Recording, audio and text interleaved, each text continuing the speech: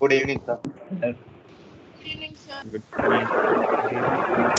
Good evening sir. Good evening sir. Good evening. Good evening sir. अरे good evening. चलो good evening sir. तो vectors तो अपना खत्म हो गया। डीपीपी सबको मिल गई होगी जो थर्सडे को सबमिट करनी है ना? यस। और बस अभी आपके टेस्ट में ये चैप्टर आने वाला है तो इसको कंप्लीट कर लेते हैं, यूनिट्स एंड मेजरमेंट। ठीक है, तो पहले कुछ पॉइंट्स बता दूं इस चैप्टर से रिलेटेड। तो अगर क्या इसको एक इम्पॉर्टेंट चैप्टर बोला जाएगा तो हाँ, मेंस के पॉइंट ऑफ व्यू से हर साल एक क्वेश्चन यूनिट्स एंड मेजरमेंट से ज़रूर आता है, तो हम इसे इम्पॉर्टेंट ज़रूर बोलेंगे। और एडवांस में भी हर ऑल्टरनेट ईयर हम मान सकते हैं कि यूनिट्स एंड मेजरमेंट से क्वेश्चन आए ही है। ठीक है, तो ये चैप्टर इम्पॉर्टेंट तो है, पर एक प्रॉब्लम है, इसको जब हम पढ़ रहे हैं तो हम पढ़ रहे हैं क्लास 11th की स्टार्टिंग में, है ना? अब यूनिट्स ऑब्वियसली आप सभी जानते हो लिटरल मीनिंग क्या होता है। जैसे लेंथ को मीटर में मेजर करते हैं, मास को केजी में मेजर करते हैं, तो ये सब सबको पता होता है कि इन्हें यूनिट्स कहते हैं। लेकिन अब जो क्वेश्चंस आते हैं एग्जाम में, उनमें कई सारी अलग अलग क्वांटिटीज यूज की जाती हैं, जैसे कि magnetic field, electric field, torque, angular momentum, angular impulse. तो इन सभी की यूनिट फिजिकल क्वांटिटीज तो अगर हम देखेंगे तो कुछ हमारे सिलेबस में 100, 150 या 200 फिजिकल क्वांटिटी आ जाएंगी।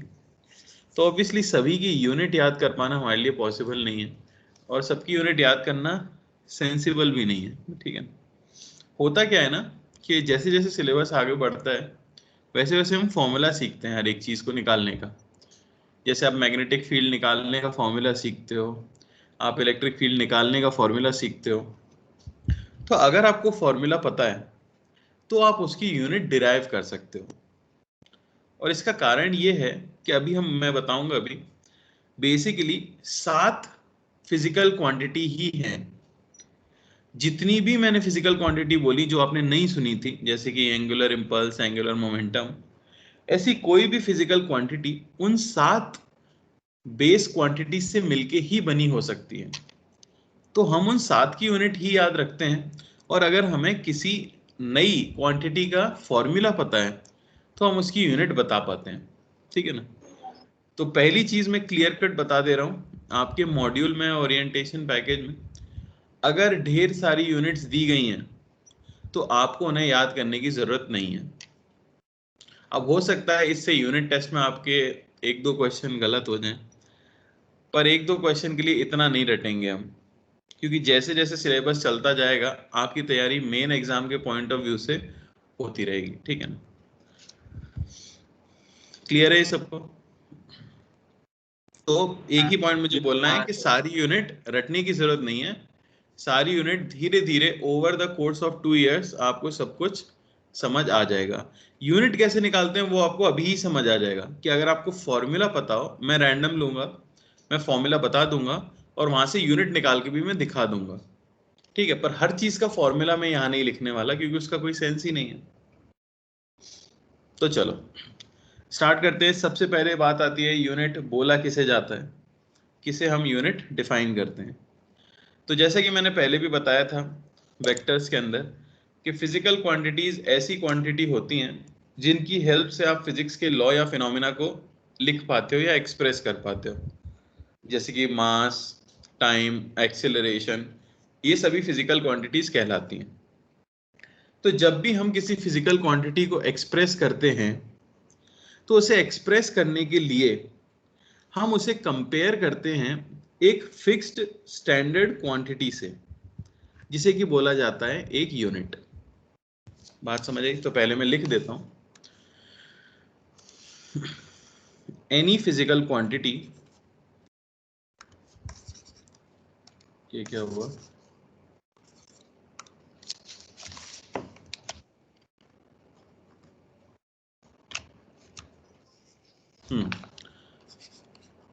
तो any physical quantity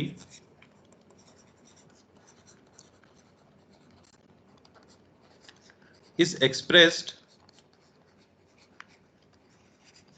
after comparison with a certain fixed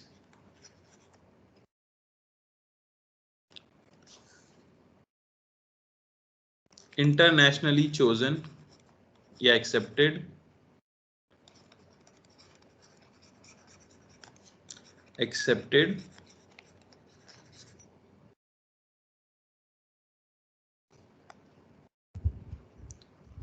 basic standard reference called unit।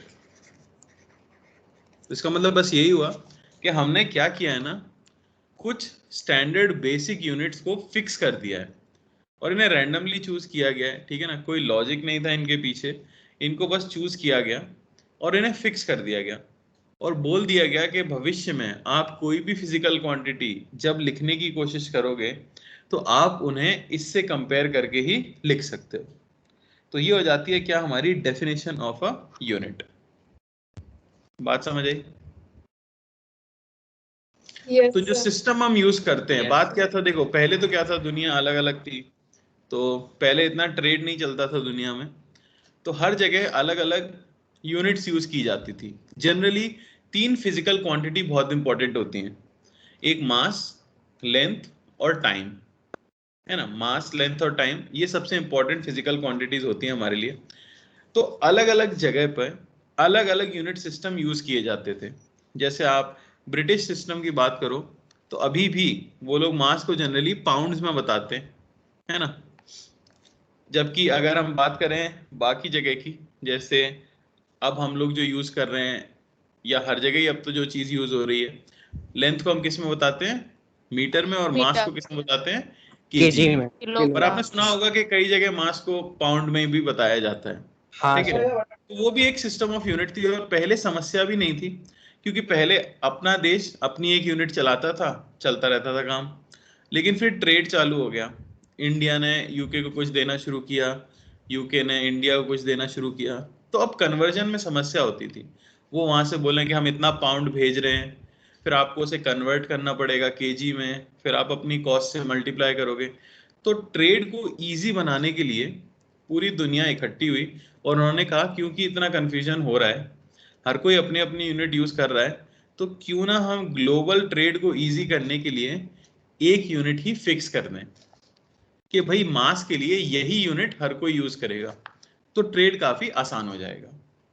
तो लॉजिकल बात थी, सभी लोग एग्री भी किए, तो सारे पुराने सिस्टम्स जो थे उन्हें बंद कर दिया गया और बोल दिया गया कि ये जो सिस्टम है यूनिट का यही हम यूज करेंगे। समझ आया? उस सिस्टम को बोला Yes. जाता है international Yes. System of units, ठीक है ना, इंटरनेशनल सर ऐसा सिस्टम ही होगा। ऑफ यूनिट्स, सर उसे हम या ऐसा यूनिट्स कहते एसआई सिस्टम, ठीक है ना। फ्रेंच वर्ड की वजह से ऐसा ही आता है ये सिस्टम है इंटर। SI system. तो बोल दिया गया कि एसआई सिस्टम को ही हम मेन मानेंगे और इसी को हमें फॉलो करना है। तो आज तक क्या हो रहा है, यही सिस्टम को फॉलो किया जा रहा है। तो इस सिस्टम ने क्या क्या बताया, पहले तो इन्होंने हमें बताया कि 2 तरह की फिजिकल क्वांटिटीज होती हैं। सबसे पहला टाइप होता है fundamental physical quantities, fundamental physical quantities. क्या बोला गया, ऐसी फिजिकल क्वांटिटी जिसे एक्सप्रेस करने के लिए किसी और क्वांटिटी की जरूरत नहीं है, उसे आप फंडामेंटल फिजिकल क्वांटिटी कहते हो। यानी a quantity that can be expressed without using any other quantity is called fundamental physical quantity। तो जैसे कि अगर बोला जाए कि मान लो मुझे मास बताना है, तो सोच के देखो किसी भी ऑब्जेक्ट का मास बताने के लिए क्या आपको लेंथ की रिक्वायरमेंट होती है या आपको टाइम की रिक्वायरमेंट होती है? नहीं। No sir. किसी भी ऑब्जेक्ट का मास क्या है, उसकी खुद की प्रॉपर्टी है, वो क्या है? फिक्स्ड है। ठीक है ना? तो बस यही बता दिया गया, बोल दिया गया कि यहां हम आपको लिखा रहे हैं क्वांटिटीज, यहां मैं लिख दूंगा उनकी यूनिट और यहां मैं उनका लिख दूंगा सिंबल। तो ऐसा ही सिस्टम ने कहा कि ऐसी क्वांटिटीज टोटल 7 हैं, 7 fundamental quantities, 7 fundamental quantities were defined। ठीक है, तो उन्होंने 7 फंडामेंटल क्वांटिटीज डिफाइन की।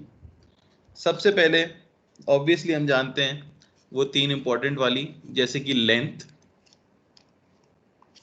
ठीक है, दूसरे नंबर पे आया आपका मास, तीसरे पे आया हमारा टाइम, चौथे पे करंट, पांचवे पे टेम्परेचर,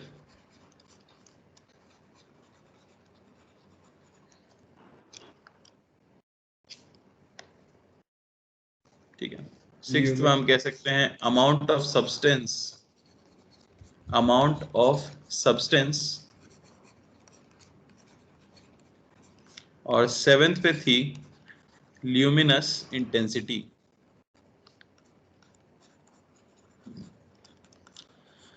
इन 7 क्वांटिटीज को ऐसा ही सिस्टम ने कहा कि ये हमारी फंडामेंटल फिजिकल क्वांटिटीज हैं।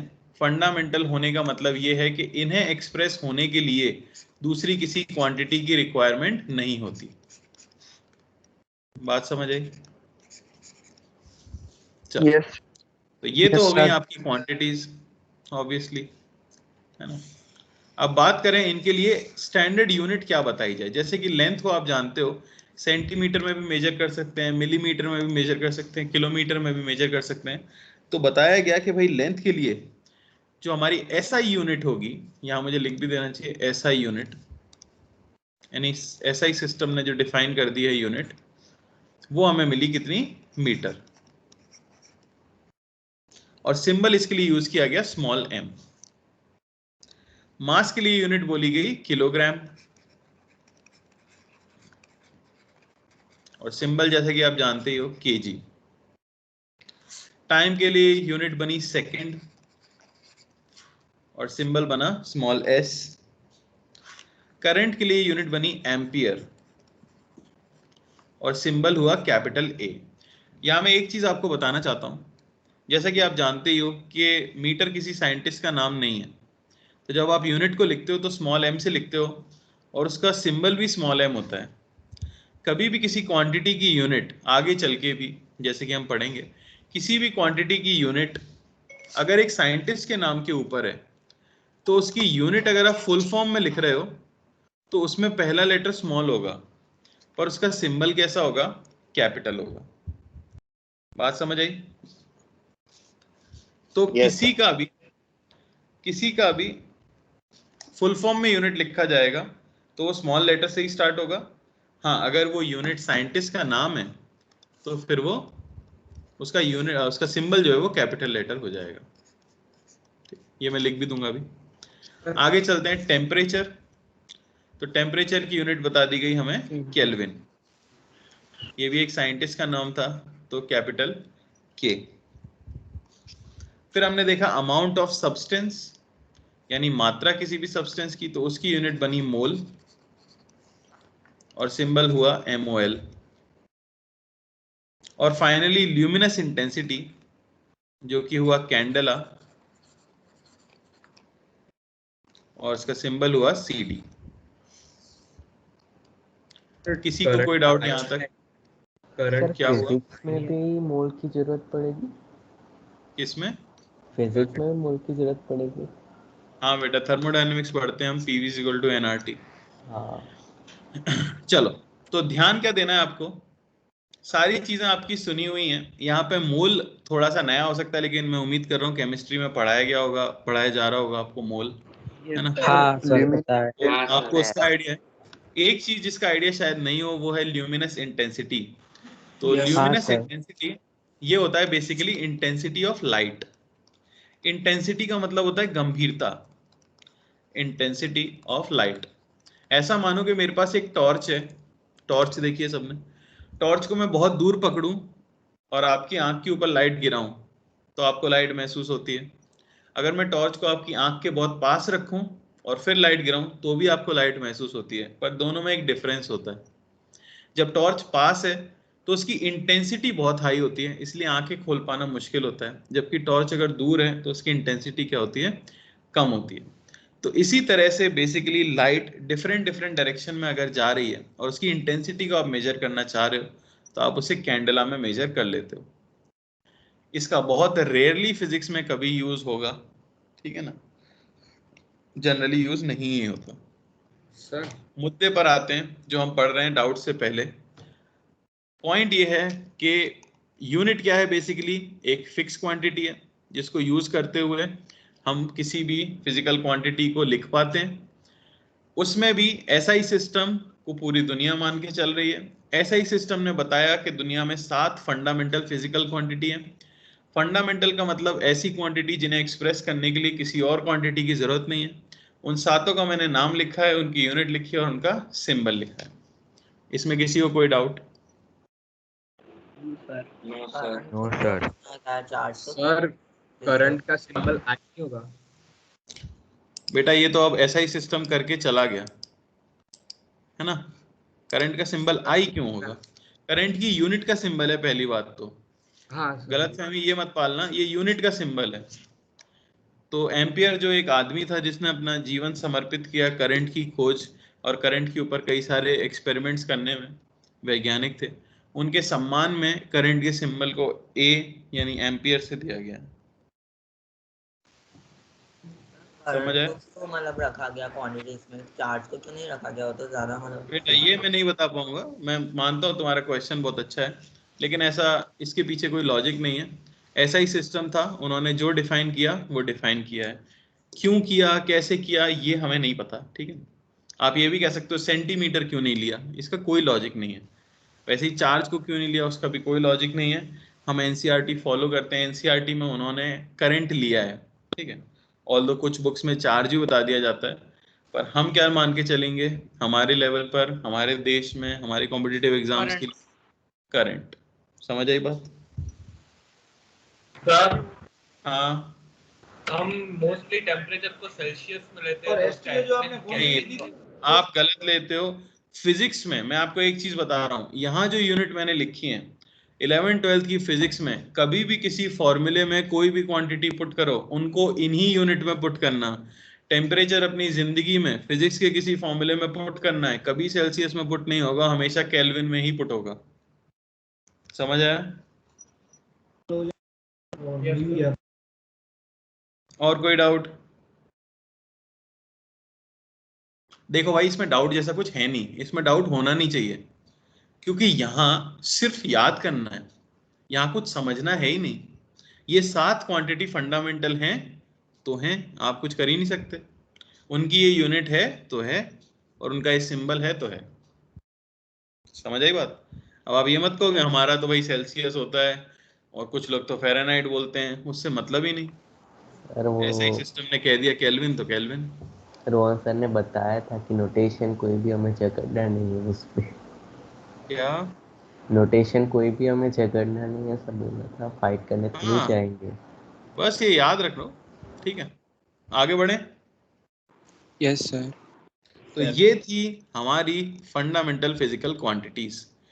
फिर थोड़ा सा उन्हें बाद में याद आया कि अरे यार 7 ही डिफाइन कर दी, बड़े बोल्डली हमने बोल दिया है, पर 2 क्वांटिटी उन्हें बाद में और मिली, तो उनको हम कह देते हैं सप्लीमेंट्री फंडामेंटल क्वांटिटीज, ठीक है ना, या एडिशनल फंडामेंटल क्वांटिटीज।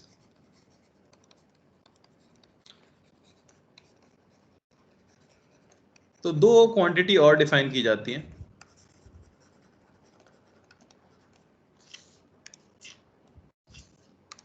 ठीक है, इन्हें मेन फंडामेंटल क्वांटिटीज में नहीं लिया जाता, सप्लीमेंट्री टाइप है ये, ठीक है। जैसे पहली कहलाती है प्लेन एंगल। क्या आपने सुना है प्लेन एंगल के बारे में? बेसिकली किन्हीं भी दो लाइंस के बीच का जो एंगल इस तरह से हो जाता है थीटा, उसे आप कहते हो प्लेन एंगल। इसकी जो यूनिट बताई गई वो आपको बताई गई रेडियन, और हम लिखते कैसे हैं? RAD। याद रखना, रेडियन हम सुन चुके हैं पहले ही। अब जनरली जो बच्चे नए होंगे उन्होंने क्या सुना होगा? डिग्री सुना होगा। तो पहले मैं एक चीज बता देता हूं, ये लेंथ अगर R है, रेडियस, ये लेंथ L है, तो ये फॉर्मूला बचपन में आपने पढ़ा होगा, arc length is R theta. पढ़ा है कि नहीं? अगर नहीं पढ़ा, बचपन में बच के आ गए हो बिना पढ़े, तो अब लिख लो, ठीक है। ये है लेंथ ऑफ आर्क, सर्कल में जो आर्क बनती है ना, लेंथ ऑफ आर्क, और ये है radius of circle. Sir length of arc theta by 360 2 pi r। Yes sir भाई। अरे एक साथ नहीं, क्या हो गया? Sir length of arc 2 pi r theta by 360 होती है, हमने ऐसा पढ़ा। अरे रुक जाओ सर, रुक जाओ। 360 को 2 पाई भी तो लिख सकते थे, 2 पाई 2 पाई। अरे रुक जाओ, तबाही मचा देते हो। ये चलो, ये हो गया, बात समझ आई। अब आपको रेडियन का कन्वर्जन पता है, आपको ये भी पता है कि 1 डिग्री कितने रेडियन होता है? Pi by 180। Pi by 180 radian, ये याद रखना। तो डिग्री को रेडियन में कन्वर्ट करना भी आपको आता है। तो जो फॉर्मूला आप लोग लड़ झगड़ के बोल रहे हो, उस फॉर्मूले में थीटा आप रखते हो किसके अंदर? डिग्री के अंदर। मैं यहाँ पे थीटा रखवा रहा हूँ रेडियन के अंदर, क्योंकि ये ऐसा यूनिट है। अरे समझ आया? तो देखो सेम चीज आ जाएगी आपकी। सर हम वो फॉर्मूला यूज करके कर सकते हैं ना सॉल्व। आपको जो यूज करना है आप करके वो कर सकते हो, ठीक है। मैं बस ये कहना चाहता हूँ, यहाँ पे आप जो थीटा पुट कर रहे होते हो एक्चुअली, अब आप क्या कह रहे हो? आप जानना नहीं चाहते कि आप कर क्या रहे हो, आप कह रहे हो हम वो फॉर्मूला यूज कर सकते हैं क्या? आप कर सकते हो सर। आप कर क्या रहे हो मैं बता रहा हूँ, आप थीटा को रेडियन में पुट कर रहे हो, ठीक है हाँ ना? सर वो समझ में आ गया। हाँ, तो बस फॉर्मूला सेम ही है, बाकी कुछ नहीं है। यहाँ कन्वर्जन अगर आपको आता है यूनिट की तो वजह से हो गया अलग। क्या हुआ? कोई डाउट? अरे एंगल है, एंगल की यूनिट, ऐसा यूनिट रेडियन है। इससे क्या समझ आता है? फिजिक्स के किसी भी फॉर्मूले में 11th 12th में अगर एंगल पुट करने की बात आएगी तो क्या डिग्री में पुट करोगे? नहीं, रेडियन में। आप सिर्फ रेडियन में पुट करोगे, ठीक है। दूसरा जो सप्लीमेंट्री क्वांटिटी है वो कहलाता है सॉलिड एंगल। सॉलिड एंगल, तो सॉलिड एंगल बेसिकली क्या होता है? मान लो कि हमारे पास एक सरफेस है, इस तरह से कोई सरफेस है जिसका एरिया है A, और ये जो है किसी पॉइंट P पर कोई 3 डायमेंशनल एंगल सबटेंड करती है, 3D एंगल कुछ इस तरह से, ओमेगा, ठीक है ना? ओम जो सिंबल होता है उसे ओमेगा भी कहते हैं। तो इस एंगल को कहा जाता है सॉलिड एंगल। और ये आपकी डिस्टेंस अगर r है तो सिंपली फॉर्मूला आता है एरिया बाय r स्क्वायर। इसका यूज क्लास 12th में ही आएगा सीधे, तो जब आएगा तब इसके बारे में और चीजें भी मैं आपको बताऊंगा। अभी मैं जस्ट आपको फील दिलाना चाहता हूँ कि सॉलिड एंगल कहते कैसे हैं। तो आप सभी ने, मैं उम्मीद कर रहा हूँ कि आइसक्रीम कोन खाया होगा। अगर सभी ने आइसक्रीम कोन खाया है और अच्छी क्वालिटी वाला खाया है, सस्ता नहीं अच्छा वाला, बिल्कुल, जिसमें चॉकलेट एंड में मिलती है, तो जितने रीजन में ये जो 3D एंगल चॉकलेट से भरा हुआ रहता है, 3 डायमेंशनल एंगल, उस एंगल को कहा जाता है सॉलिड एंगल। सिर्फ फील दिलाने के लिए कह रहा हूं, एप्लीकेशन और यूज क्लास 12th में आएगा। अभी अपने दिमाग पे स्ट्रेस देने की कोई जरूरत नहीं है, सिर्फ मैंने फॉर्मूला लिखा दिया है आपको। इसको हम लोग ओमेगा बोल देते हैं, समझ आई बात? ऐसा इसका भी Yes, रेडियन sir. ओमेगा बोलना जरूरी है कि हम ओम बोल रहे तो भी चलेगा? ओम बोलोगे तो नहीं चलेगा, क्योंकि ओम ने अपना लॉ करंट के लिए दिया था, तो ओम रेजिस्टेंस की यूनिट है, उसको ओम बोल सकते हो वहां पे, यहाँ नहीं ओम बोल सकते। ओम का इससे कुछ लेना देना सर नहीं। ये तो ग्रीक ओमेगा ही लेटर का बोलते हैं। नाम ओमेगा है ना? ओम थोड़ी। क्या? हाँ सर ये तो ग्रीक लेटर है ना जिसका नाम ओमेगा हाँ है। बिल्कुल बेटा, ग्रीक लेटर है इसलिए इसको ओमेगा बोलते हैं। सर सर कोई जैसे कोई रेडियन बुक्स में ओमेगा को नहीं डब्ल्यू नहीं, आगे मैं जा रहा हूँ, काफी डाउट आ रहे हैं, पहले एक सेकंड रुक जाओ। मेन चीज बता दें दो इस चैप्टर से रिलेटेड, यूनिट जो कहलाती है इसकी, वो कहलाती है स्टेरेडियन।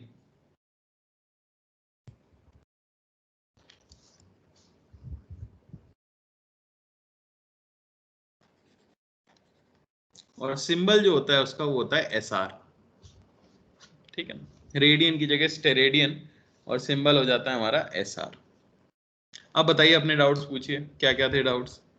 सर जो मींस ओमेगा का सिंबल डब्ल्यू भी होता है ना, कुछ ऐसे कुछ हाँ डाउट बेटा में। होता है, वो एंगुलर वेलोसिटी होती है। हाँ ओके। सर अगर एक क्वेश्चन में ऐसे ओमेगा पूछ लेंगे तो फिर हमें कैसे डिफरेंशिएट करना? किस में पूछ लेंगे बेटा? सर क्वेश्चन में ऐसे पूछे सर लाइक क्वेश्चन में आपसे पूछेंगे फाइंड ओमेगा, तो आप ये नहीं बता पाओगे कि उन्होंने करंट पूछा है या एंगुलर वेलोसिटी पूछी है या एंगल पूछा है। आगे लैंग्वेज भी होगी क्वेश्चन में। ऐसा कभी नहीं होता कि आदमी कंफ्यूज हो जाएगा पूछा क्या है कि नहीं? करंट पूछेंगे तो आपको क्लियरली क्वेश्चन में वोल्टेज और ये सब दिया होगा, और एंगुलर वेलोसिटी पूछेंगे तो एंगुलर वेलोसिटी लिखा होगा। कभी कोई ये नहीं बोलता है कि फाइंड, ऐसे क्वेश्चन नहीं आता फाइंड ओमेगा, नहीं, या ऐसे नहीं आता फाइंड अल्फा। अरे पता तो होना चाहिए अल्फा एंगुलर एक्सीलरेशन होता है, तो बोलेंगे फाइंड एंगुलर एक्सीलरेशन। कभी ऐसा नहीं होगा, जबरदस्ती परेशान मत हो। क्लियर हुआ क्या? तो 7 फंडामेंटल फिजिकल क्वांटिटी और 2 सप्लीमेंट्री फंडामेंटल क्वांटिटीज, ये आपको याद रखनी है, रटी हुई होनी चाहिए। कोई कष्ट या समस्या किसी को? No sir. बढ़िया। No sir. तो ये थी हमारी फंडामेंटल फिजिकल क्वांटिटीज। अगली एसआई सिस्टम ने डिफाइन की derived physical quantities. Derived physical quantities, ठीक है ना। तो उन्होंने कह दिया कि basically any quantity that needs use of 2 or more than 2 or more than 2 fundamental physical quantities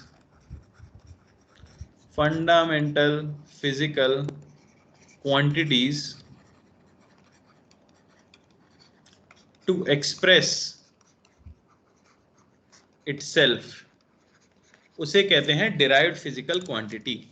जैसे फंडामेंटल क्वांटिटी वो थी जिन्हें बताने के लिए दूसरी क्वांटिटी की जरूरत नहीं है। जैसे मैं मास बोलूं तो किसी का मास 5 kg है तो 5 kg है, उसके लिए टाइम, टेम्परेचर, इन सब की जरूरत नहीं पड़ती।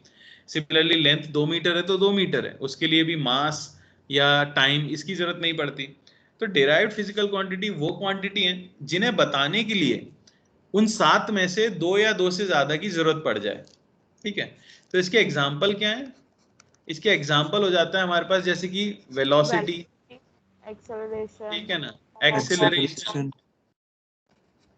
बेसिकली मैं कह सकता हूं ऑल क्वांटिटीज एक्सेप्ट फंडामेंटल। जो फंडामेंटल नहीं है वो सब क्या है? डिराइव्ड है। बात समझ आ रही है? सर ये सप्लीमेंट्री भी डिराइव्ड है? नहीं बेटा, सप्लीमेंट्री फंडामेंटल के ही पार्ट आते हैं। Okay sir. अब देखो कैसे, जैसे एग्जांपल ले लें वेलोसिटी का, तो सबको पता होगा शायद वेलोसिटी क्या होती है। ये होता है डिस्प्लेसमेंट बाय टाइम। इतना तो फॉर्मूला थोड़ा बहुत तो याद होगा, yes sir. Displacement by time. तो डिस्प्लेसमेंट आप जानते हो क्या है? लेंथ है कि नहीं? Upon time. तो आपको पता है क्या है? टाइम। लेंथ की यूनिट होती है मीटर, टाइम की यूनिट होती है सेकंड, तो वेलोसिटी की यूनिट होती है मीटर पर सेकंड। तो इसकी यूनिट लिखने के लिए आपको लेंथ की रिक्वायरमेंट है और टाइम की रिक्वायरमेंट है, इसीलिए वेलोसिटी क्या है, फंडामेंटल फिजिकल क्वांटिटी है। बात समझ आई? सर फंडामेंटल डिराइव्ड क्या हुआ? सर आपने बोला वेलोसिटी अरे फंडामेंटल आप फिजिकल क्वांटिटी, तो आप वो समझ पूछ। गए। चलो अगला है मोमेंटम। गलती से बोल दिया मैंने।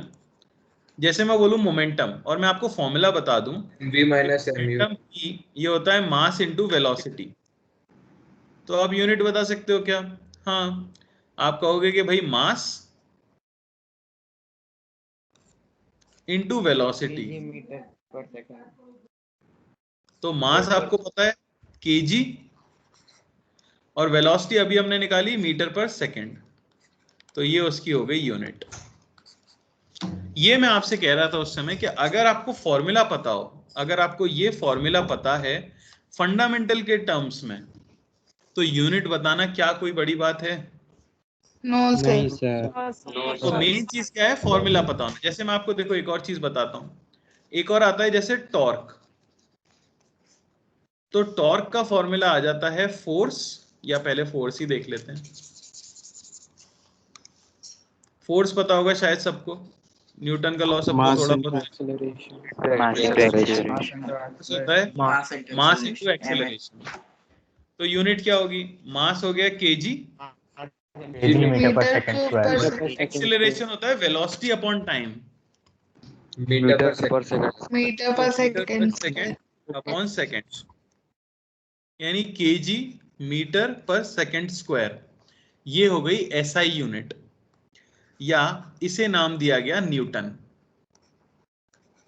क्योंकि न्यूटन जी ने बहुत मेहनत की थी लॉ देने के लिए, तो इसे नाम दे दिया गया न्यूटन।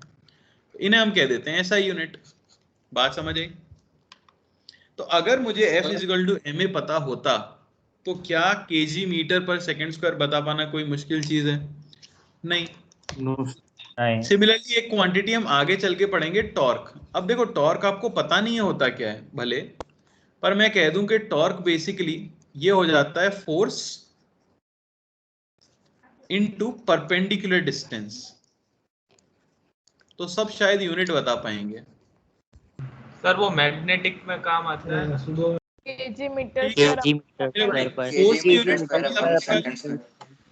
केजी मीटर पर square metre into square distance किस में होगा? मीटर मीटर में। मीटर। तो ये आपको मिल जाता है केजी मीटर स्क्वायर पर सेकंड। ठीक है ना? या इसी को कह देते हैं न्यूटन मीटर। बात समझ आई? हाँ बोलो डाउट। सर ये टॉर्क का सिंबल क्या है? टॉर्क का टाव ऐसे और ऐसे। Okay sir. सर सब आएगा 11th में ही है। हाँ sir momentum mv minus mu नहीं होता शायद से? क्या होता है? mv minus mu। वो चेंज इन मोमेंटम होता है। ओके तो डेल्टा पी होता है। वही तो मैं कह रहा हूँ। देखो अब यही दिक्कत होती है, इसलिए मुझे यूनिट्स एंड डायमेंशन 11th की स्टार्टिंग में पढ़ाना पसंद नहीं है, क्योंकि बच्चे बहुत भटकना शुरू करते हैं। अब लोग मोमेंटम भी समझना चाहेंगे, फोर्स भी समझना चाहेंगे, टॉर्क भी समझना चाहेंगे, पर इनके नाम पे अलग अलग चैप्टर हैं पूरे पूरे। तो अभी समझने का क्या कोई फायदा नहीं, कोई समझने का फायदा है ही नहीं अभी। जैसे मैं बोलूं आपसे एनर्जी, आप जानते हो एनर्जी का फॉर्मूला ये है हाफ एम वी स्क्वायर। तो हाफ की तो यूनिट नहीं है, मास की क्या हो गई? केजी। वेलोसिटी की आप देख चुके हो मीटर पर सेकंड का स्क्वायर, यानी कि केजी मीटर स्क्वायर पर सेकंड स्क्वायर। ये ऐसा यूनिट हो गई। तो सारा खेल कहाँ रुका हुआ है? सारा खेल रुका हुआ है ये पता होने में। उसके आगे जो काम है वो तो बच्चा बच्चा कर सकता है कि नहीं? बोला कोई टैलेंट नहीं उसके आगे तो। हाँ बोलो। सर तो मीन कोई भी दो क्वांटिटीज की सेम ऐसा यूनिट हो सकती है? एक एक करके बोलो बेटा, पहले तो आप लोग एक साथ बोल रहे हो। मैं एक काम करता हूँ अपना, हाँ पहले आयुष आप बोल लो। नहीं सर, मैं बोल रहा हूँ वो अकेला ही बोल रहा था, उसके पीछे से डिस्टर्बेंस आ अच्छा रही थी। अच्छा अच्छा, जो बोल रहे थे फिर वो बोल लो, कौन बोल रहा था? सर मैं बोल रहा था कि कोई भी दो क्वांटिटीज की सेम यूनिट हो सकती है, नहीं लाइक वेलोसिटी एंड स्पीड। पूछ भी कैसे रहे हो? ये रहा, देखो दोनों क्वांटिटीज की सेम यूनिट है तो सर तो उसमें आ रही है ना सेम? कंफ्यूजन नहीं होगा? किसमें? उसमें कंफ्यूजन नहीं होगा? कैसे कंफ्यूजन होगा? क्या कंफ्यूजन होगा? मतलब कोई आपको यूनिट देके ये थोड़ी पूछेगा क्वांटिटी बताओ। उल्टा नहीं पूछता कोई, क्योंकि उल्टा पूछना पॉसिबल नहीं है। कई सारी चीजों की यूनिट बना सकता हूं मैं, एक तो हमेशा आगे से पीछे पूछा जाएगा, तो कभी कंफ्यूजन नहीं होगा, चिंता मत करो। सर हाँ सर सर एनर्जी की यूनिट होती है जूल, और टॉर्क की भी जूल ही होगी तो फिर। जूल नहीं होगी बेटा, वो उसे न्यूटन मीटर लिखते हैं, ठीक है। एनर्जी की जो यूनिट आई है अब, क्योंकि वो किसी के नाम पर है तो उसे लिख दिया जाएगा जूल, ठीक है ना। साइंटिस्ट। सर आप प्लीज थोड़ा रिपीट कर दोगे, मेरे नेट के इश्यूज थे। बेटा मैं बस ये कह रहा हूं कि अगर आपको फॉर्मूला पता हो तो आप यूनिट लिख सकते हो। जैसे एनर्जी की फॉर्मूला अगर हाफ एम वी स्क्वायर है तो मास को केजी लिखें, वेलोसिटी को मीटर पर सेकंड का स्क्वायर करें, तो आपको हाफ एम वी स्क्वायर उसकी यूनिट मिल जाएगी, है कि नहीं? सर तो फिर 1 न्यूटन मीटर 1 जूल ही होगा ना? हाँ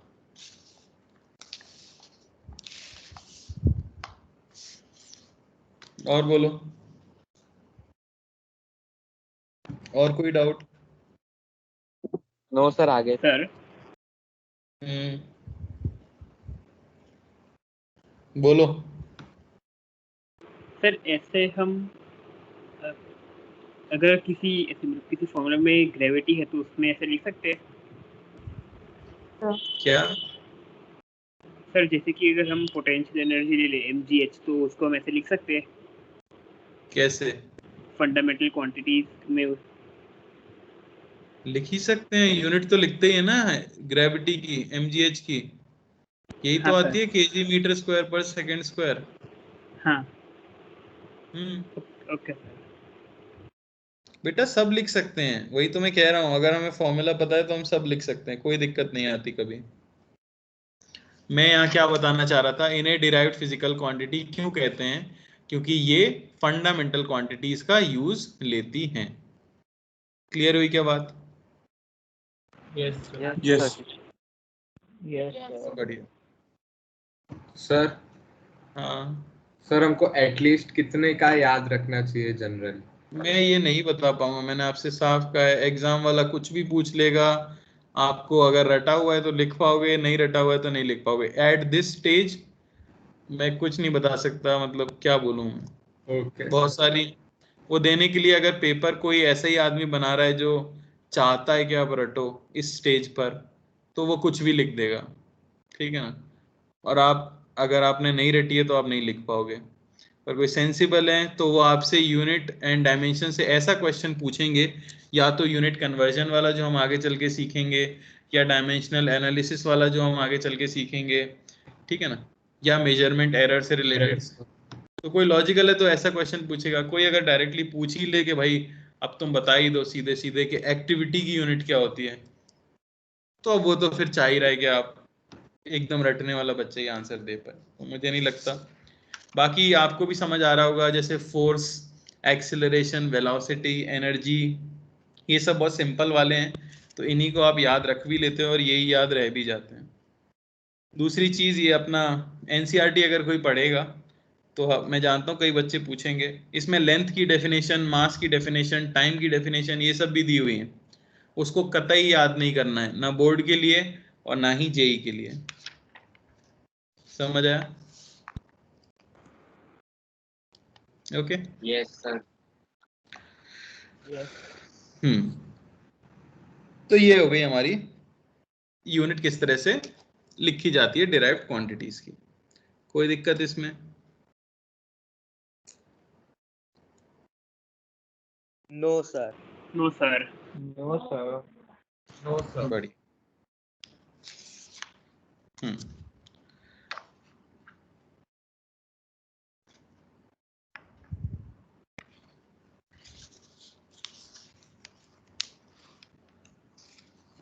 सर हाँ सर एनसीईआरटी में तो ऐसे भारी भारी शब्द जैसे पैरालेक्स मेथड, पैरालेक्टिक मेथड, वो सब भी नहीं, दिया। वो तो मैं करूंगा, वो सब तो सब हलवा चीजें हैं, वो सब नहीं। मैं बस ये यूनिट रटने वाली बात कह रहा हूँ, वो रटने वाली बात फालतू है, बाकी सब कुछ जो है वो अपन करेंगे, उसमें कोई दिक्कत नहीं है। ओके ठीक है ना।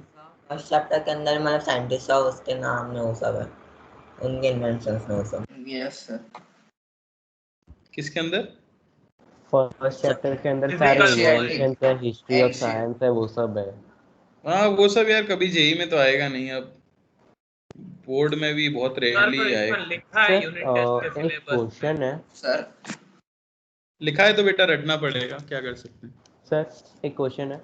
हाँ सर कोई कोई क्वेश्चंस में ना यूनिट्स एंड मेजरमेंट में यंग्स मॉड्यूलस ऐसा कुछ गिवन है, और फिर कोएफिशिएंट ऑफ विस्कोसिटी, वो सारी याद नहीं हो रहे हैं।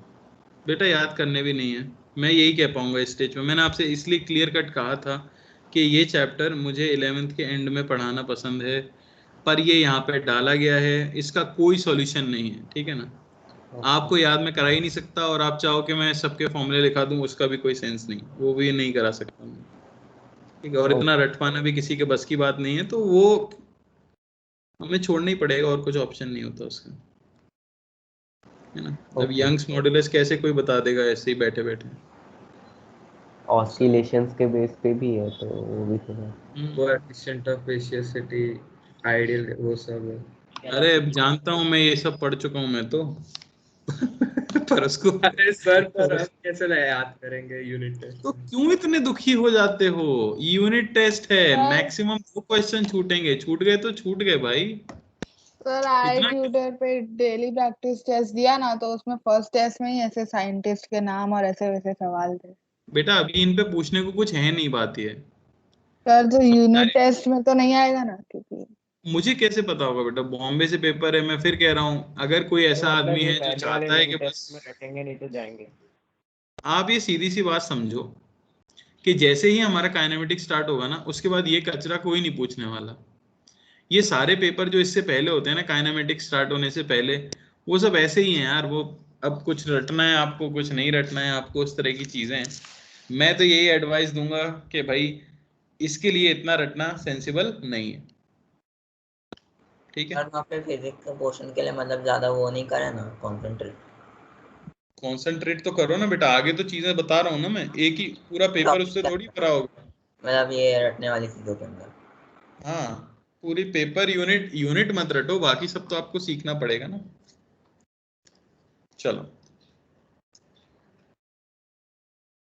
क्लियर है ये? सर अगर पेपर आपने निकाला होता तो? क्या हुआ? अगर पेपर आपने निकाला होता तो मतलब हमें लास्ट टाइम मैं बताया। कतई ऐसे क्वेश्चन नहीं देता भाई, क्यों ऐसे क्वेश्चन देने का कोई सेंस ही नहीं है। क्यों दूंगा मैं ऐसे क्वेश्चन? मतलब न्यूमेरिकल टाइप में किस टाइप के आएंगे बेटा, चैप्टर खत्म थोड़ी हो गया। मैं तो सिर्फ लोगों के डाउट इतने सारे हो गए हैं, इनमें डाउट पूछने की कोई जरूरत ही नहीं है। ये बस अभी तक सिर्फ याद रखने वाली चीजें हैं, उनको याद रखो, बाकी लोड लेने की जरूरत नहीं है। ठीक है, चलो। तो हमने क्या कर लिया है, एसआई सिस्टम के बारे में सारे एंगल और ये सब चीजें पढ़ लिए है ना। चलो, अब कुछ प्रीफिक्सेस यूज किए जाएंगे, ठीक है ना, वो आपको पता होना चाहिए, जो कि आगे चल के काम आएंगे, यूनिट्स के पहले जो लगा दिए जाते हैं। ठीक है, तो कॉमन एसआई प्रीफिक्सेस, मैं एग्जांपल लिख देता हूं। जैसे लेंथ आप किस में मेजर करते हो भाई? मीटर में, पर कहीं पे आपको लिखा दिख जाएगा माइक्रोमीटर, नैनोमीटर, तो उनको कैसे कैलकुलेट किया जाए वो हम यहाँ पे बताने वाले हैं। ठीक है, तो यहाँ मैं लिख दूंगा प्रीफिक्स का नाम, ओके, यहाँ हम लिख देंगे उसका सिंबल, और यहाँ किस फैक्टर से आपको मल्टीप्लाई करना है वो हम यहाँ लिख देंगे। अब चाहोगे तो मैं एग्जांपल भी देता जाऊंगा। ठीक है, तो इनमें आ जाता है जैसे एक्सा, प्रीफिक्स अगर दिया गया है आपको एक्सा, तो ये हो जाता है बेसिकली ई, कैपिटल ई लिखा गया, फैक्टर होता है 10 की पावर 18। जैसे मैं बोलूं 1 EM एक्सा मीटर, तो ये हो जाएगा 10 की पावर 18 मीटर। तो हमें ये पता होना चाहिए कि ई जो सिंबल लिखा हुआ है उसका मतलब क्या है, ठीक है ना। फिर आ जाता है पेटा, यानी कि पी, ये हो जाता है 10 की पावर 15, इससे आपको मल्टीप्लाई करना होगा। फिर आता है टेरा, ये तो हमने सुना भी है, टेराबाइट, टी, ये हो जाता है 10 की पावर 12। गीगा, हार्ड ड्राइव में सुना होगा आपने, कैपिटल जी, 10 की पावर 9। मेगा, मेगा या कई जगह मिलियन भी लिखा होगा, कैपिटल एम, ये रिप्रेजेंट करता है 10 की पावर 6 को। फिर किलो, जैसे किलोमीटर लिखा गया हो, स्मॉल के, 10 की पावर 3 को। हेक्टा, स्मॉल एच, 10 की पावर 2। और डेका, स्मॉल डी या DA, 10 टाइम्स को। डेकामीटर यानी कि 10 टाइम्स से मल्टीप्लाई करना है बस। क्लियर है? फिर आ जाता है हमारे पास डेसी, जो आपको पता ही है,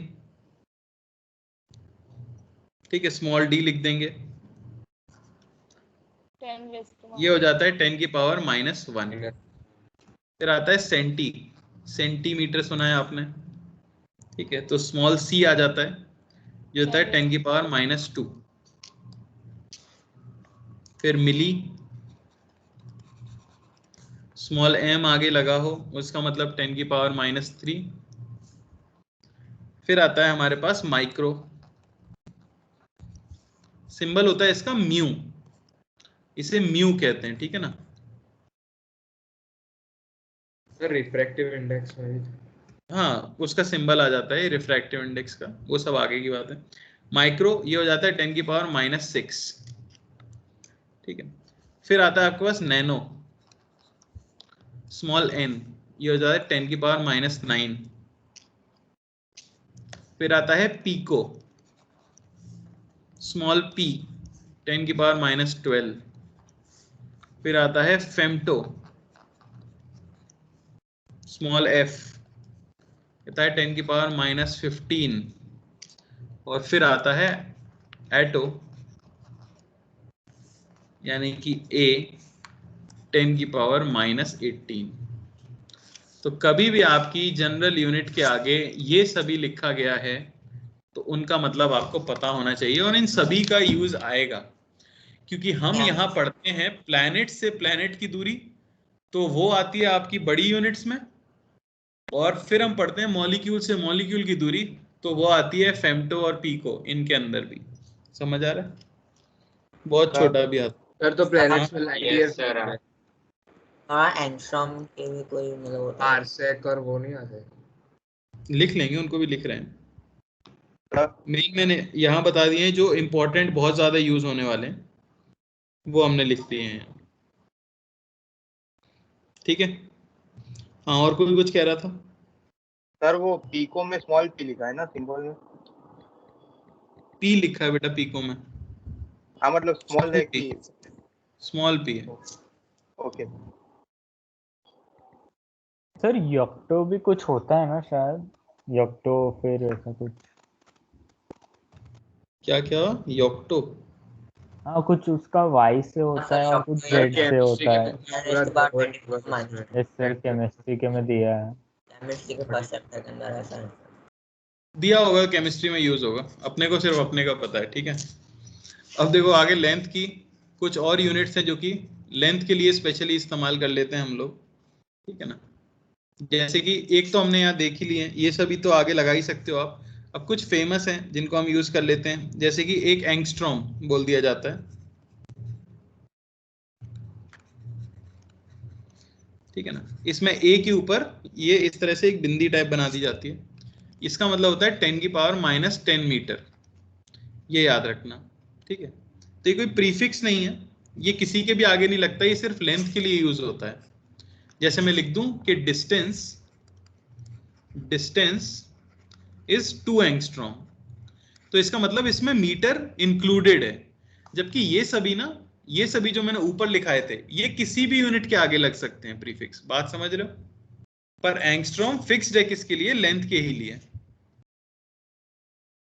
समझ आया। सिमिलरली है एस्ट्रोनॉमिकल यूनिट,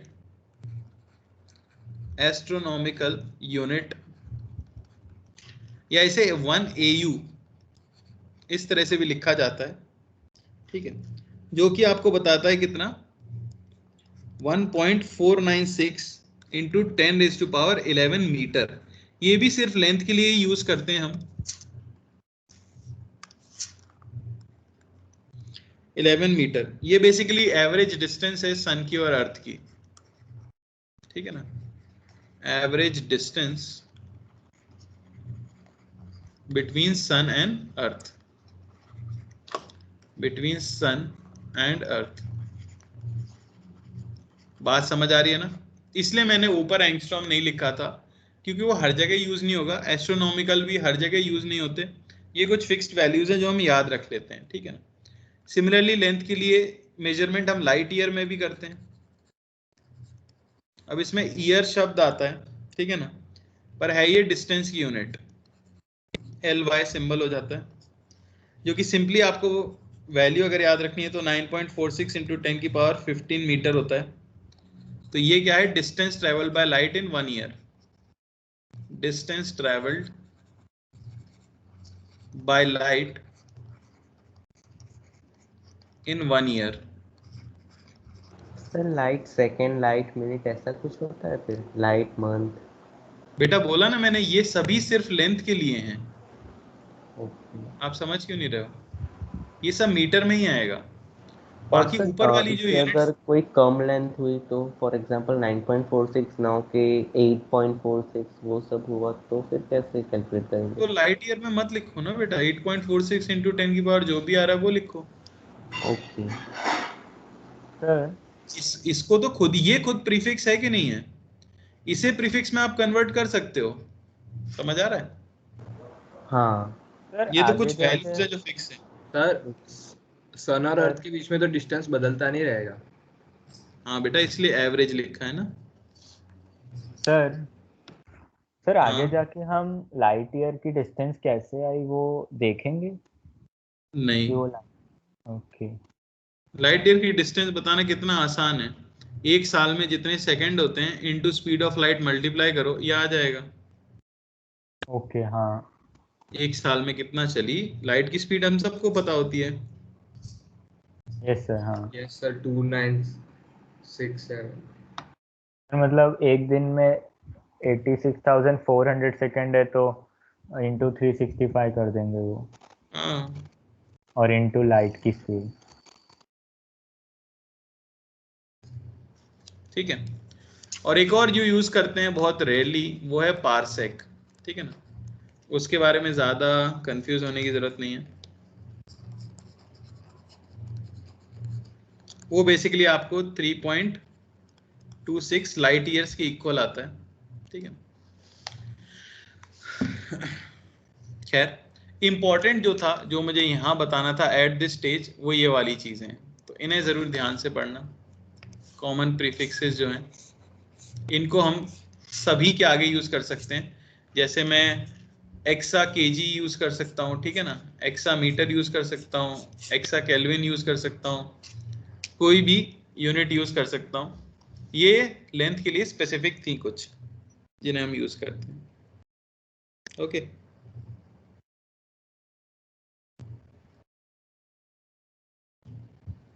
कोई दिक्कत? तो sir no sir.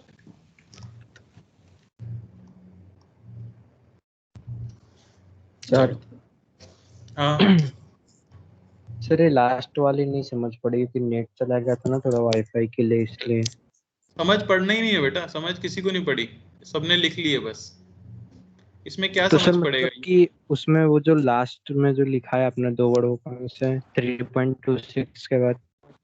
Light year बेटा, LY। अच्छा वही है, ओके। हाँ बस ऐसे ही, अपने काम नहीं आएगा, कतई काम नहीं आएगा, कभी काम नहीं आएगा, ठीक है। ओके चल सर ये एंगल में काम नहीं आएगा पार्सेक? नहीं, अपने क्वेश्चन नहीं रहते ज्यादा, ठीक है ना, बहुत रेयरली कभी काम आएगा भी तो आएगा, वरना नहीं आता जाता। फिर आगे बढ़े। Yes sir. Yes sir. ठीक है, तो अगली चीज आती है, क्योंकि हमने तुरंत सभी के यूनिट्स सीखा है, जैसे यूनिट्स कैसे लिखा जाए अगर फॉर्मूला पता है तो सिमिलरली एक और चीज आती है जिसे हम कहते हैं डायमेंशंस।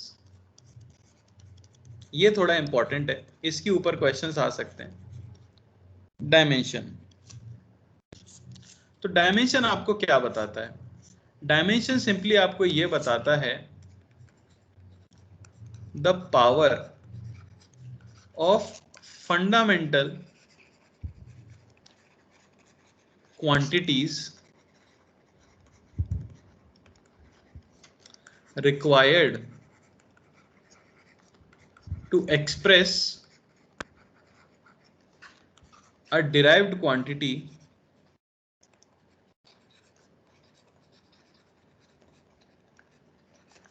can be written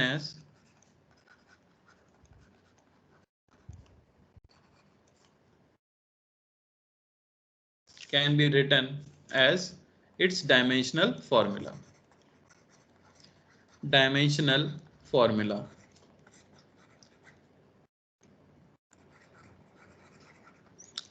बात समझ आई? तो किसी डिराइव्ड क्वांटिटी को एक्सप्रेस करने के लिए किस फंडामेंटल क्वांटिटी की कितनी पावर यूज की गई है, यानी कि जैसे केजी है तो उसकी यूनिट में केजी की क्या पावर रहती है। जैसे अभी हमने देखा कि एक्सीलरेशन आता है केजी मीटर पर सेकंड स्क्वायर, तो उसमें सेकंड यानी कि टाइम की यूनिट का स्क्वायर है। तो इस सब की इंफॉर्मेशन बताने का काम जो करता है वो आपका डायमेंशनल फॉर्मूला करता है किसी भी फिजिकल क्वांटिटी का। बात समझ आई? तो इसे लिखने का तरीका जो होता है उसे ब्रैकेट से लिखा जाता है। It is written using brackets, ये वाला ब्रैकेट। तो उसका मतलब होगा कि आपकी फंडामेंटल फिजिकल क्वांटिटी के कितने पावर रेज करके आपने वो डिराइव्ड क्वांटिटी बनाई है। तो किसी का भी डायमेंशनल फॉर्मूला अगर आप लिखना चाहते हो, जैसे मैं बोलूं कि डायमेंशनल फॉर्मूला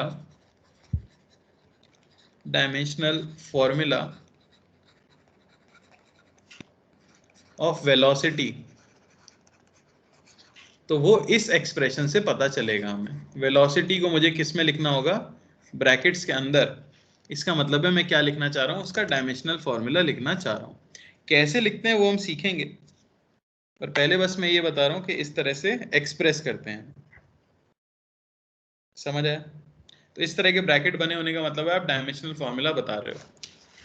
तो ऑब्वियसली हर फंडामेंटल फिजिकल क्वांटिटी के करस्पॉन्डिंग एक डायमेंशन डिफाइन हमें करना पड़ेगा, ठीक है ना। तो वही मैं यहाँ पे लिख देता हूँ, जैसे कि ये हमारी फंडामेंटल क्वांटिटीज हैं,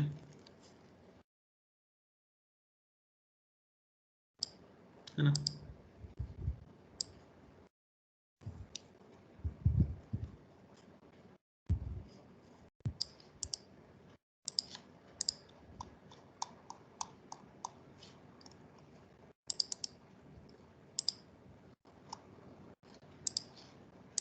ठीक है, तो मान लो कि यहां लिख देता हूं मैं क्वांटिटीज,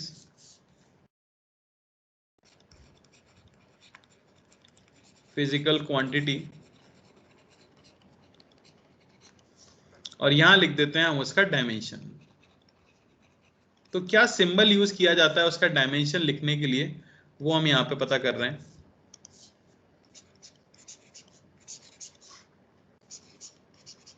ठीक है, तो सबसे पहले जैसे कि लेंथ है, ठीक है, तो लेंथ के लिए जो डायमेंशन आप यूज करते हो वो यूज करते हो L, ब्रैकेट के अंदर L।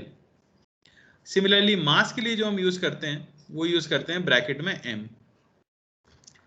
टाइम के लिए जो हम यूज करते हैं वो हम यूज करते हैं T।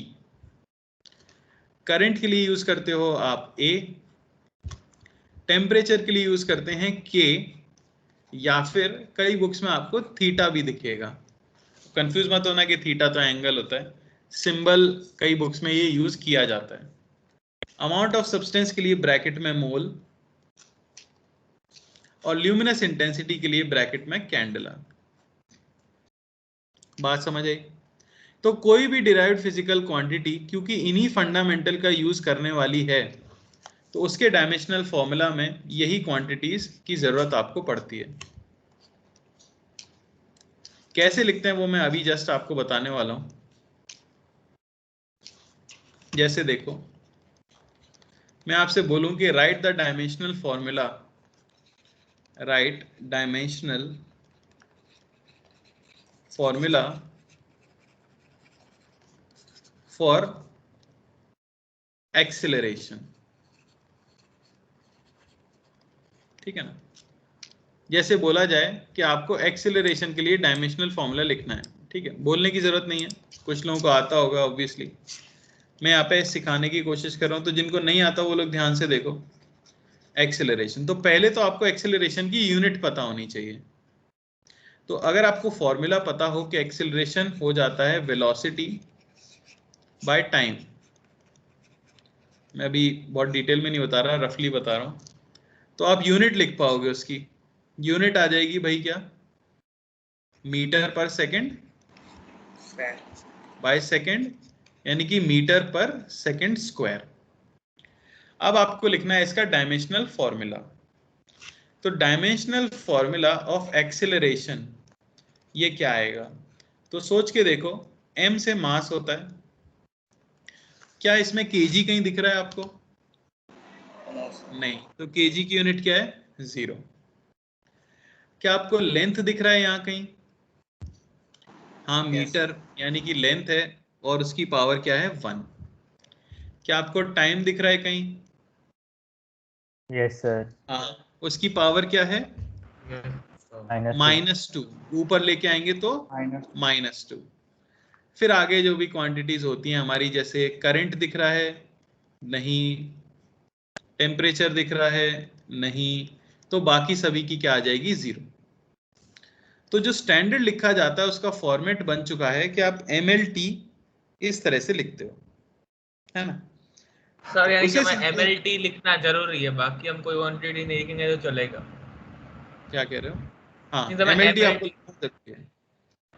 तो हम सिंपली क्या लिख देंगे, m की पावर 0 L इंटू टी की पावर -2, या क्योंकि m यहां से गायब हो रहा है तो आप इसे सिंपली L टी की पावर -2 भी लिख सकते हो। दोनों एक्सेप्टेबल है। बाकी सबका 0 0 नहीं लिखते, कई लोग m का 0 लिख के छोड़ देते हैं क्योंकि वो स्टैंडर्ड जैसा लगता है। बाकी सिर्फ L की पावर -2 लिखने से, L टी की पावर -2 लिखने से भी काम चल जाएगा। क्या बात क्लियर हुई है आपको? मैं एक और एग्जांपल दूंगा, एक और एग्जांपल देता हूं मैं फोर्स का। तो फोर्स का मान लो फॉर्मूला मैं बताता हूं कि फोर्स हो जाता है मास इनटू एक्सेलरेशन, ठीक है। तो आप सिंपली यूनिट निकाल लोगे, पहले मास तो हो गया kg, एक्सेलरेशन हो गया मीटर पर सेकंड स्क्वायर। तो डायमेंशनल फॉर्मूला फोर्स का क्योंकि हमें चाहिए, तो मैं लिखूंगा सबसे पहले मास दिख रहा है, हाँ उसकी पावर है 1। लेंथ दिख रहा है, हाँ उसकी पावर है 1 अपॉन टाइम दिख रहा है, हाँ उसकी पावर है 2। या इसे मैं लिख सकता हूं m की पावर 1, l की पावर 1 और t की पावर -2। इनको एक साथ करके फाइनली जब लिखा जाएगा, बाकी सब तो 0 आ रहा है, तो सिंपली आप लिख सकते हो m l t की पावर -2। अरे समझ आया? Yes sir. हाँ सर। ये मैंने लिख लिया है डायमेंशनल फॉर्मूला किसका? फोर्स का। तो तो सीधी सी बात वहीं आके अटक जाती है कि कोई भी रैंडम क्वांटिटी हो, अगर उसका फॉर्मूला पता हो तो यूनिट लिख पाएंगे, यूनिट लिख पाएंगे तो डायमेंशन लिख पाएंगे। कई बच्चे रटते हैं कई सारे डायमेंशंस, कई सारी यूनिट्स, तो वो स्टूडेंट बेसिस पे मैं फोर्स नहीं करूंगा किसी को। किसी की रटने की क्षमता बहुत स्ट्रांग है, वो रटना चाहता है तो वो रट सकता है। सिमिलरली मैं अगर बोलूं एनर्जी, तो एनर्जी कोई सी भी एनर्जी ले लो, मैं काइनेटिक एनर्जी ले लेता हूं क्योंकि वो इजी फॉर्मूला होता है, तो वो आता है हाफ एम वी स्क्वायर। तो यूनिट अगर आप लिखोगे उसकी तो मास हो गया केजी इंटू वेलोसिटी का स्क्वायर, तो मीटर पर सेकंड का होल स्क्वायर। तो एनर्जी की यूनिट डायमेंशनल फॉर्मूला अगर लिखें तो मास की पावर 1, मीटर स्क्वायर आएगा लेंथ की पावर 2 अपॉन सेकंड स्क्वायर आएगा यानी कि टाइम की पावर 2। इसे आप लिख सकते हो m की पावर 1, l की पावर 2, t की पावर -2। और एक साथ अगर लिखना है तो E का डायमेंशनल फॉर्मूला सिंपली मैं लिख दूंगा ml t की power -2, sorry ml square t की पावर। क्लियर हुआ? Yes sir. कोई बड़ी बात नहीं है, सिंपल है ना? ऐसा भी कर सकते हैं कि एनर्जी का यूनिट जूल होता है जो कि न्यूटन मीटर, इसलिए फोर्स इनटू एम करके। हाँ कुछ भी कर सकते हो। जैसे बोला जाए find the dimensional formula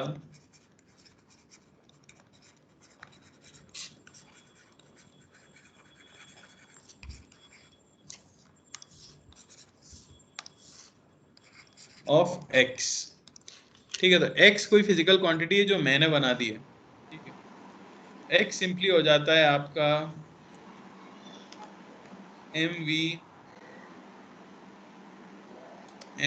into T bye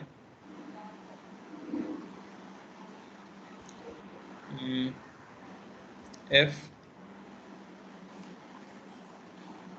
ठीक है, जहां m आपका मास है, v आपकी वेलोसिटी है, t आपका टाइम है और f आपका फोर्स है। प्लीज आंसर मत बोलना, मैं पूछूंगा, सभी लोग ध्यान से करो।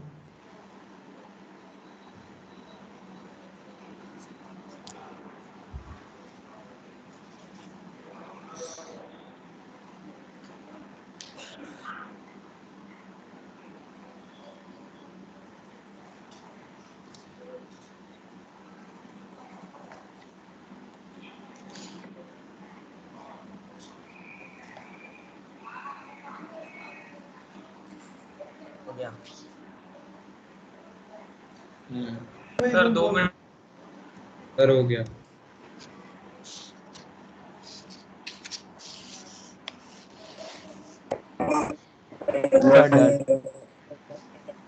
Okay sir done.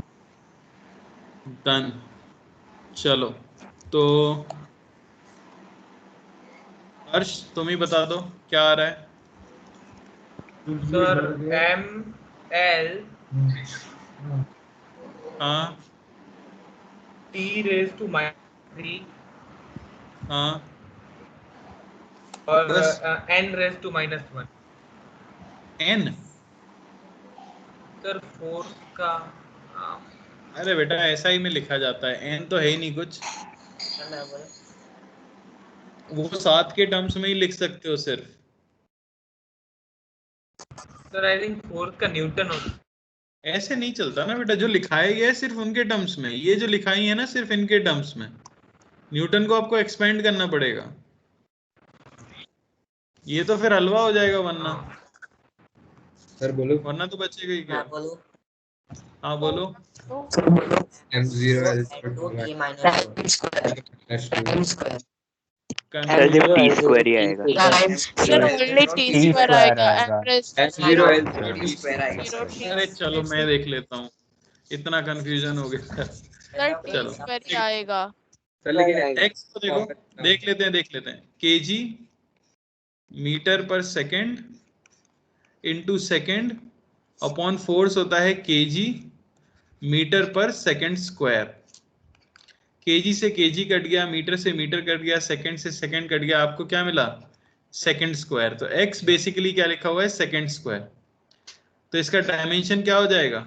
m0 l0 square, m0 l0 t square. या तो ये लिख दो या सिंपली क्या लिख दो? t square. आप वो भी लिख सकते। अरे समझ आया? Yes sir. Yes sir. हाँ, रुकी हुई है। आपको पता होना चाहिए कि फंडामेंटल यूनिट क्या है, फंडामेंटल के टर्म्स में यूनिट क्या है ना? फॉर्मूला पता होना चाहिए। ओके चलो, तो आज या तो मैं रात में भेज दूंगा या कल, क्योंकि छुट्टी है तो कल मैं इसके ऊपर एक डीपीपी सेंड करूंगा, जिसमें मैं अगर आपको कोई भी क्वांटिटी बताऊंगा तो उसका फॉर्मूला भी लिखूंगा साइड में। आपको सभी का बस डायमेंशन और यूनिट लिख के बताना है, ठीक है? और वो भी आपको okay sir. Okay okay sir. Sir वो आप इसके क्वेश्चन मॉड्यूल में भी होंगे ना? इसके ऊपर मॉड्यूल में? मॉड्यूल्स में होगा क्या? हाँ बिल्कुल होंगे बेटा। बाकी मेन हमें जो फोकस करना है ना वो अगले लेक्चर में है, तो अगला लेक्चर मत मिस करना। अगले लेक्चर में मैं वो पार्ट पढ़ाऊंगा जिसके ऊपर मैंने कहा कि हर साल मेंस में क्वेश्चन आना फिक्स है और एडवांस में हर 2-3 साल में आना फिक्स ही है। समझ आ रहा है? जो कि डायमेंशनल एनालिसिस और ये सब है। बाकी उसके बाद वाला जो लेक्चर होगा एरर, वो और भी इम्पोर्टेंट होगा एडवांस के पॉइंट ऑफ व्यू से, ठीक है ना? Sir okay sir. हाँ सर, आपने अभी ये वेक्टर और डिफरेंशिएशन और इंटीग्रेशन चलाया, वो यूनिट टेस्ट 1 में आएगा क्या? वही तो बेटा, कुछ क्लैरिटी नहीं मिल पा रही है। बात यह है कि ये पेपर ना बॉम्बे से सेट हो रहा है, तो मैंने रोहन सर से पूछा क्योंकि वो पहले से आकाश में है, तो उन्होंने बताया कि सर एक्चुअली वो लोग वेक्टर और बेसिक मैथ्स के जो क्वेश्चन देते हैं वो आगे देते हैं जब न्यूटन्स लॉज ऑफ मोशन वगैरह का टेस्ट लेते हैं तब। तो हर जगह पूरे आकाश में ऑल ओवर इंडिया पढ़ाया पहले बेसिक मैथ्स ही जाता है, पहले वेक्टर ही जाता है, फिर यूनिट एंड डायमेंशन ही पढ़ाया जाता है। पर पता नहीं इस यूनिट टेस्ट में पहले सिर्फ यूनिट एंड डायमेंशन आ जाता है। अब ये उन्होंने ऐसा बताया मुझको, पर वो भी श्योर नहीं है और हम भी श्योर नहीं है। मुझे जहां तक पता है वो एक्यूरेट ही बता रहे होंगे, पर हो सकता है कि कोई क्वेश्चन भी दे दे। जैसे मैं होता तो मैं लॉजिकली पेपर बना रहा हूं अगर, तो ऑल्दो मैंने हेडिंग में यूनिट एंड डायमेंशन लिखा है क्योंकि वो ऑफिशियल चैप्टर है, पर मैं बेसिक मैथ्स के क्वेश्चन जरूर दे देता, है ना? तो उसके लिए अलग से स्ट्रेस लेने की जरूरत नहीं है, आप तो अभी इसी पे फोकस करो, है ना? और पहला टेस्ट है, लाइट लेने का, बहुत टेस्ट देने हैं आपको, ठीक है ना? सर सर वो ऊपर आपने जो क्वांटिटी वाला टेबल बनाया है, टेरा गीगा और वो वाला रटना है? हाँ बेटा बिल्कुल रटना है। Okay sir. मैं जो चीजें लिखा रहा हूँ वो आपको रटनी ही है, ठीक है ना? मैं सिर्फ इंपॉर्टेंट चीजें ही लिखा रहा हूँ यहाँ। तो मैं फॉर्मूला क्यों बता रहा हूँ? क्योंकि आपको रटना नहीं है अभी, है ना? Okay sir. Excuse me sir. चलो, और कोई doubt? No sir, no doubt. Bye everyone, thank you. Bye sir, thank you sir. Thank you sir, bye sir.